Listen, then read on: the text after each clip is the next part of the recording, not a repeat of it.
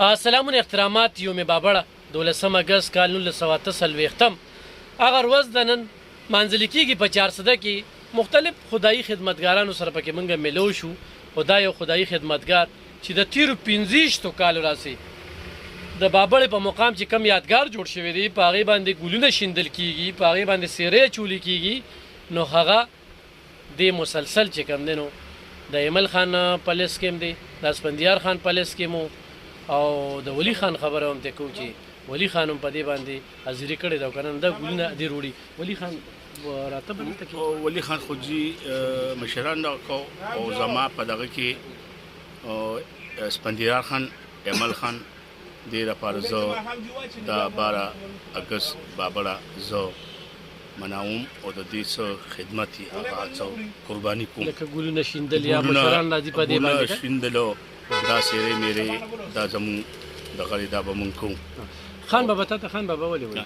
نو بس زمونږ نیکه ته مې ویلي دي او نو بس ښه دغې راکړې یو سړی ښه سړی او یې پلار په نیکه هغې ما ته دا نشریه ټول خان بابا وایي. خان بابا یې ما ته ایمل خان هم خان بابا وایي، خدای دې ورسره ښو کړي او ما ته ټول خلک خان بابا وایي او زه اوس هم نېشنل پارټۍ ورکر یم او زه هر څنګه قربانۍ ته زه ځان نیوي شم.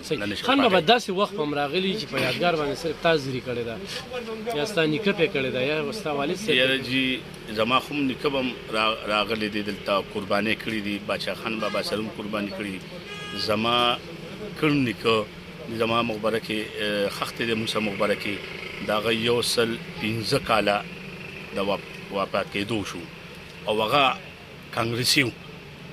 د هغې نه زمونږ نیکه د هغه پلار بیا د زما پلار او بیا زه کانګرسیان یو.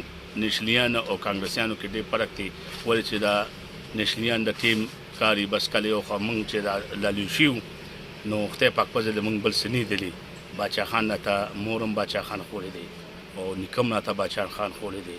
اوس موږ بچو ته هم وایي چې باچا خاني د ایمل خان دې وخت کې د پارټۍ سربیاه دی او اسفندیار خان دی الله پاک ښه ساتي زموږ مشر دی. نو ایمل خان سره ښه تعلق هم دی او د هغه څنګه قربانۍ ته ځان نیوي شو چې څنګه قرباني وایي ایمل خان تبار تابعدار. ګرانو کتونکو دې خبرو مقصد هم دا و چې خان بابا د تیرو 15 کالو راسي په دغه یادګار باندې کوم مېلمانه راځي په هغې باندې دغه ګلونه شیندل، سیرا چول، دا د خدمت چې کوم دی په دې ورچولې دی او دته لاس په نامه ورته ولاړ دی.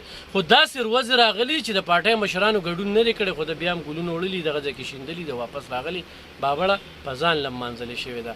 نو نن ورځ کې د دې مشر خان بابا چې کوم دی هم یو مهم رول چې هغه سره مې یو څو خبرې ترې وکړې.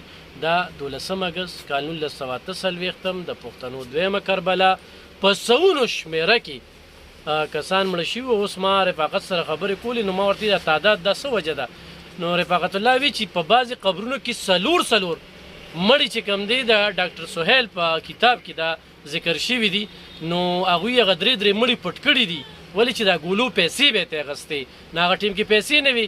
بیا موږ سره مرجان علي ملګري ناست و نو هغه وي زما نیکه نو هغه ټیم کې ډزې پې شوې وي 2 چیلې یې په شپږ روپۍ باندې چیلې خرڅه کړې وه. دا ډېر لوی ظلم شوی دی یو ډېره لویه پیښه ده. خو اوس پې موږ خبرې اترې کوو په کار وه چې په دې کې دا 48 نه نو دې کې د نشنلیانو کوتاهۍ شته هغوی هم دا خبرې پټې ساتلې وي.